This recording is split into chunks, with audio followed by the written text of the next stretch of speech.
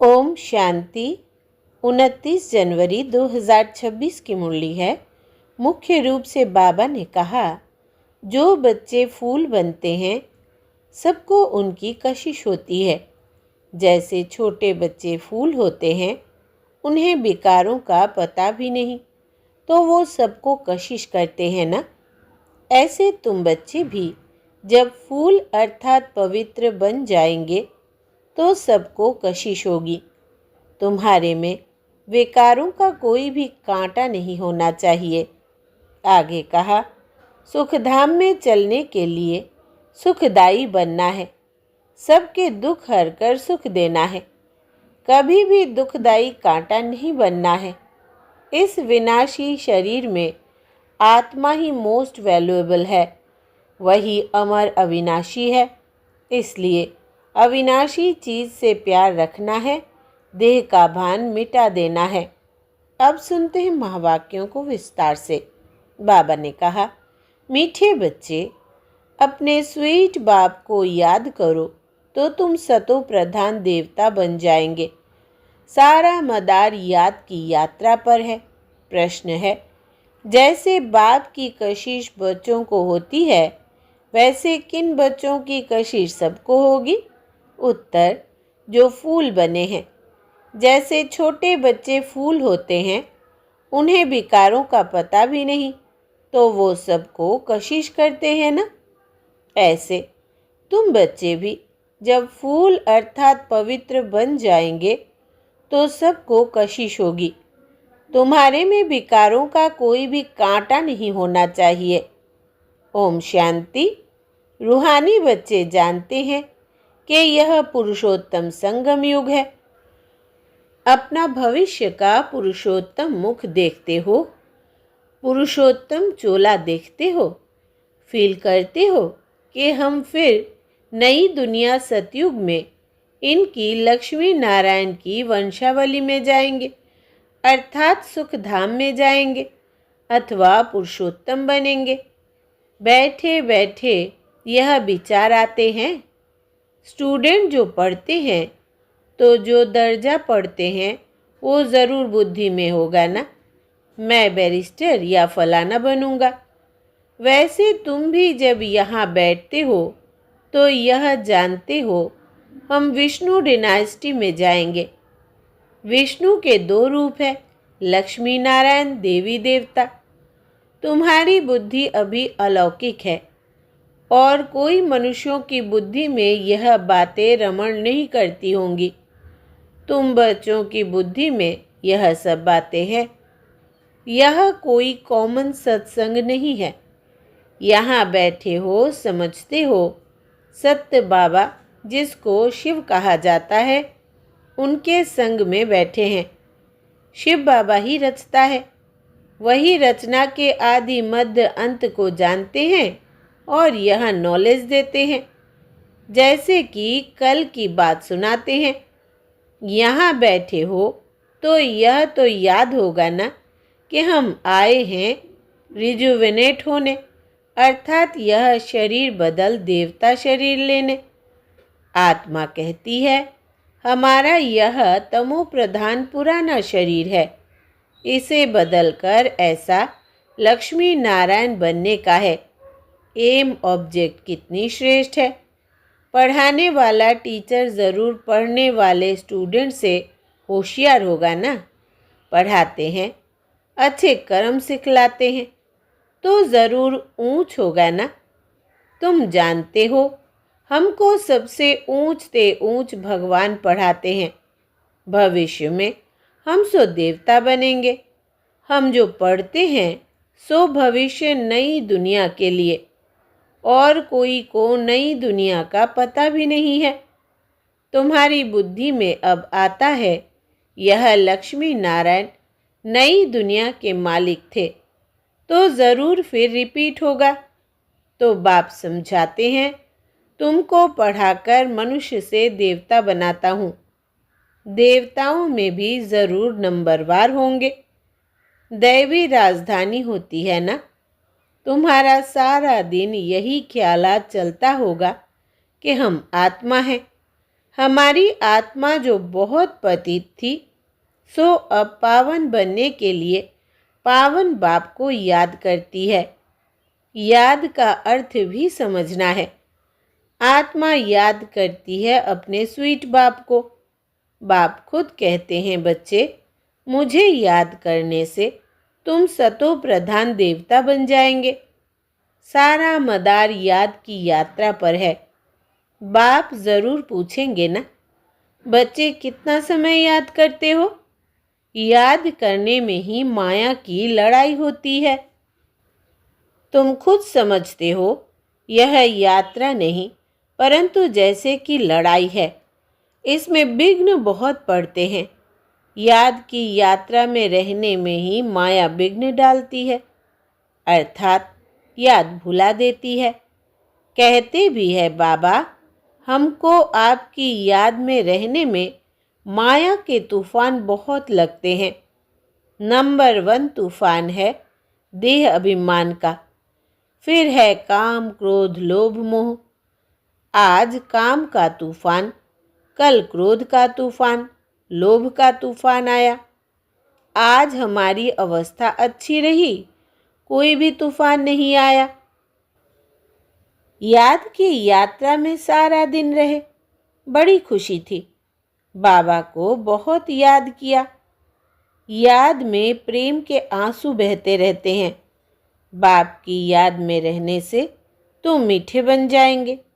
तुम बच्चे यह भी समझते हो कि हम माया से हार खाते खाते कहाँ तक आकर पहुँचे हैं।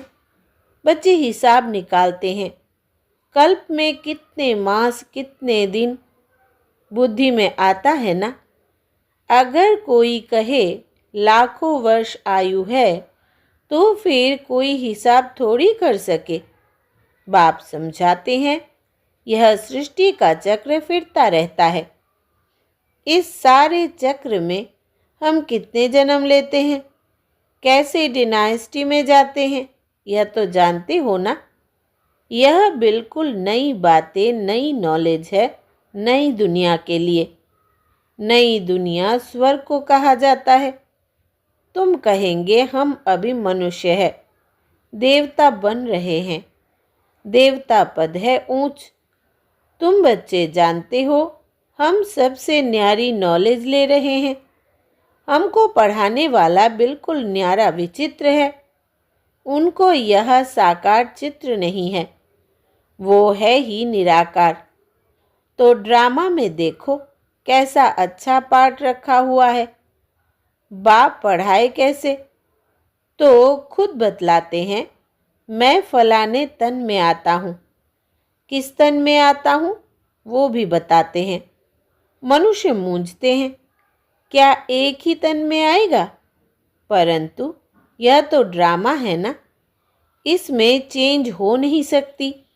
यह बातें तुम ही सुनते हो और धारण करते हो और सुनाते हो। कैसे हमको शिव बाबा पढ़ाते हैं। हम फिर और आत्माओं को पढ़ाते हैं। पढ़ती आत्मा है, आत्मा ही सीखती सिखलाती है। आत्मा मोस्ट वैल्यूएबल है। आत्मा अविनाशी अमर है। सिर्फ शरीर खत्म होता है। हम आत्माएं अपने परम पिता परमात्मा से नॉलेज ले रही हैं। रचयिता और रचना के आदि मध्य अंत 84 जन्मों की नॉलेज ले रहे हैं। नॉलेज कौन लेते हैं? आत्मा। आत्मा अविनाशी है। मोह भी रखना चाहिए अविनाशी चीज में, न कि विनाशी चीज में। इतना समय तुम विनाशी शरीर में मोह रखते आए हो। अभी समझते हो हम आत्मा है, शरीर का भान छोड़ना है। कोई कोई बच्चे लिखते भी है, मुझ आत्मा ने यह काम किया, मुझ आत्मा ने आज यह भाषण किया, मुझ आत्मा ने आज बहुत बाबा को याद किया। वो है सुप्रीम आत्मा नॉलेजफुल। तुम बच्चों को कितनी नॉलेज देते हैं? मूल वतन सूक्ष्म वतन को तुम जानते हो। मनुष्यों की बुद्धि में तो कुछ भी नहीं है। तुम्हारी बुद्धि में है, रचता कौन है। इस मनुष्य सृष्टि का क्रिएटर गाया जाता है तो ज़रूर कर्तव्य में आते हैं। तुम जानते हो, और कोई मनुष्य नहीं जिसको आत्मा और परमात्मा बाप याद हो। बाप ही नॉलेज देते हैं कि अपने को आत्मा समझो। तुम अपने को शरीर समझ उल्टे लटक पड़े हो। आत्मा सत्य चित्त आनंद स्वरूप है। आत्मा की सबसे ज्यादा महिमा है। एक बाप के आत्मा की कितनी महिमा है। वही दुख हरता सुख करता है। मच्छर आदि की तो महिमा नहीं करेंगे कि वो दुख हरता सुख करता है, ज्ञान का सागर है। नहीं, यह बाप की महिमा है। तुम भी हर एक खुद दुख हरता सुख करता हो, क्योंकि उस बाप के बच्चे हो ना, जो सबका दुख हर कर और सुख देते हैं, सो भी आधा कल्प के लिए। यह नॉलेज और कोई में है नहीं। नॉलेजफुल एक ही बाप है, हमारे में नो नॉलेज। एक बाप को ही नहीं जानते हैं तो बाकी फिर क्या नॉलेज होगी। अभी तुम फील करते हो, हम पहले नॉलेज लेते थे, कुछ भी नहीं जानते थे। बेबी में अर्थात छोटे बच्चे में नॉलेज नहीं होती है और कोई अवगुण भी नहीं होता है, इसलिए उनको महात्मा कहा जाता है, क्योंकि पवित्र है। जितना छोटा बच्चा उतना नंबर 1 फूल। बिल्कुल ही जैसे कर्मातीत अवस्था है। कर्म विकर्म को कुछ नहीं जानते, सिर्फ अपने को ही जानते हैं। वो फूल है, इसलिए सबको कशिश करते हैं। जैसे अब बाबा कशिश करते हैं। बाप आए ही है तुम सबको फूल बनाने। तुम्हारे में कई बहुत खराब कांटे भी है। 5 विकार रूपी कांटे हैं ना। इस समय तुमको फूलों और कांटों का ज्ञान है। कांटों का जंगल भी होता है। बबूल का कांटा सबसे बड़ा होता है। उन कांटों से भी बहुत चीज़ें बनती है, भेंट की जाती है मनुष्यों की। बाप समझाते हैं, इस समय बहुत दुख देने वाले मनुष्य कांटे हैं, इसलिए इनको दुख की दुनिया कहा जाता है। कहते भी है बाप सुखदाता है, माया रावण दुखदाता है। फिर सतयुग में माया नहीं होगी तो यह कुछ भी बातें नहीं होंगी। ड्रामा में एक पार्ट 2 बारी नहीं हो सकता। बुद्धि में है, सारी दुनिया में जो पार्ट बचता है वो सब नया।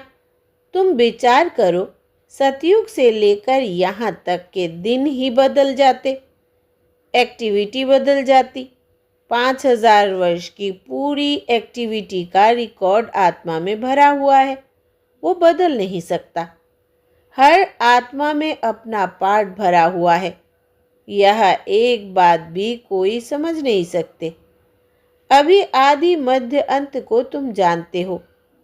यह स्कूल है ना। सृष्टि के आदि मध्य अंत को जानना है और फिर बाप को याद कर पवित्र बनने की पढ़ाई है। इनके पहले जानते थे क्या हमको यह बनना है? बाप कितना क्लियर कर समझाते हैं।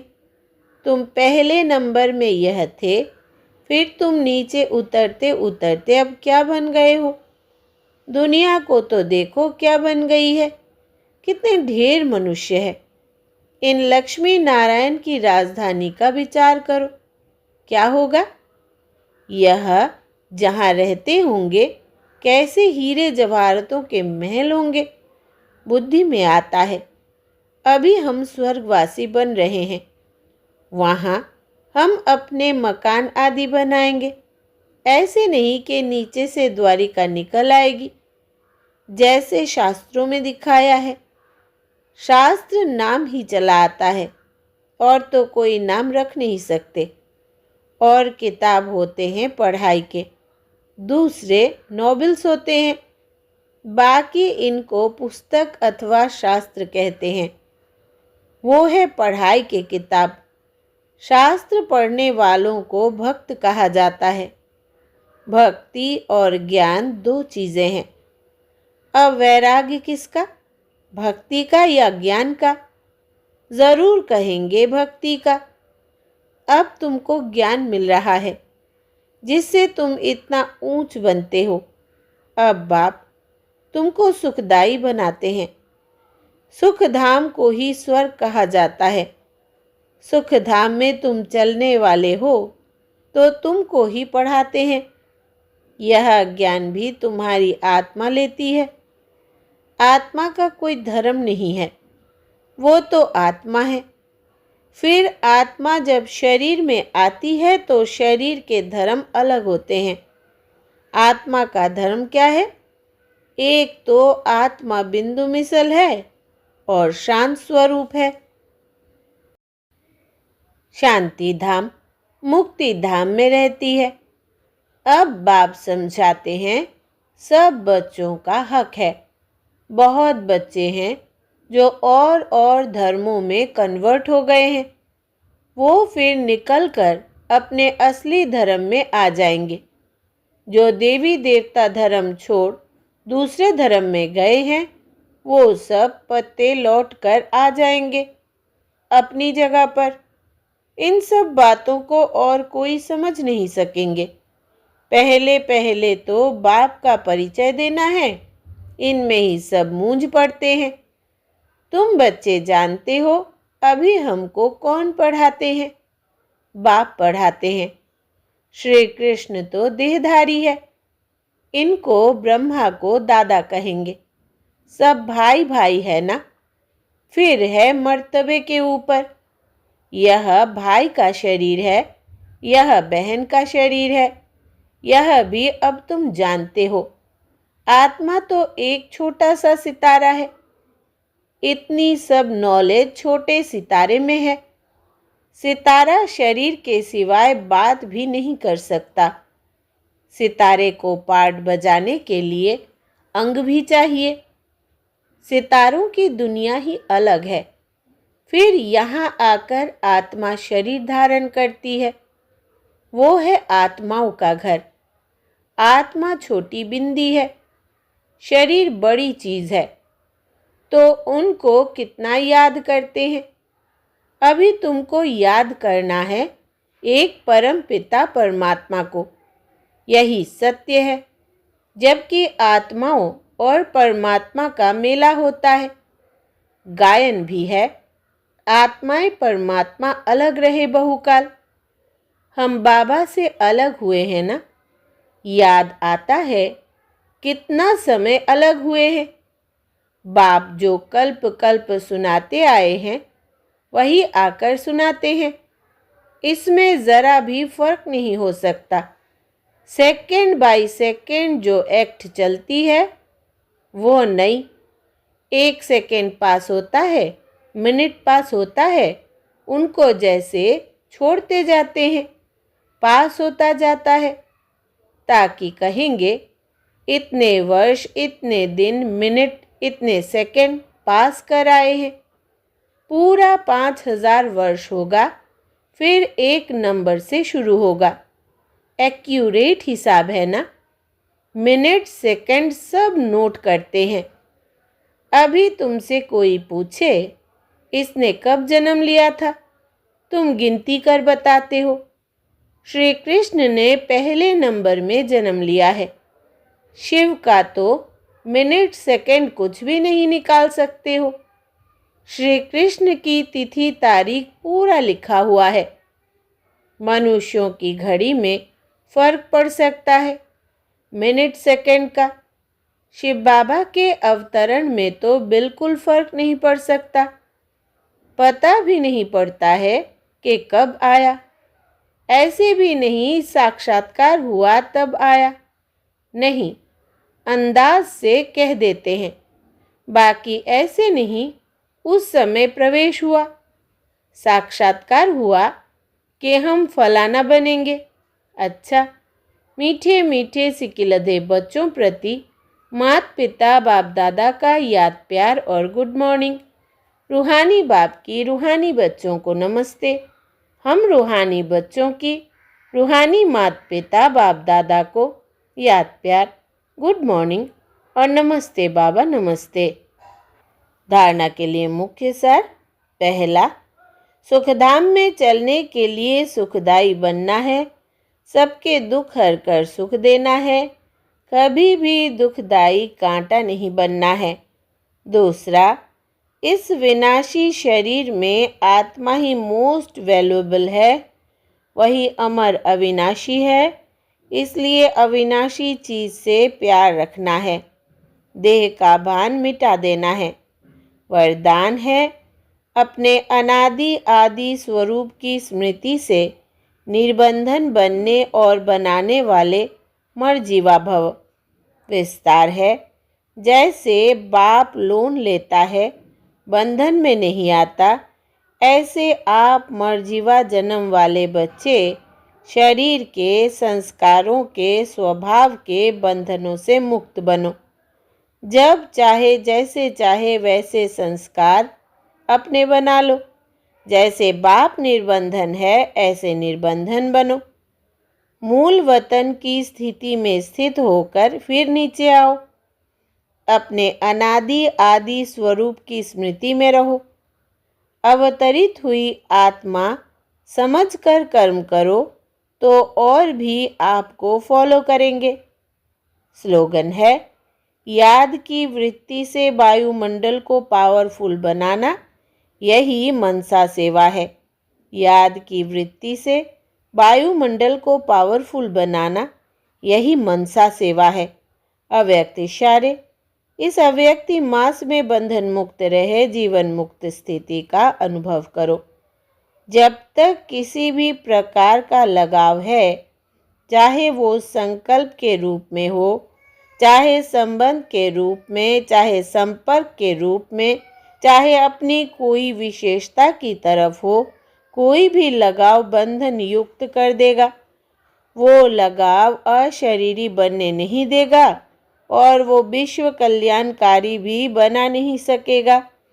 इसलिए पहले स्वयं लगाव मुक्त बनो, तब विश्व को मुक्ति व जीवन मुक्ति का वर्षा दिला सकेंगे। अच्छा, ओम शांति।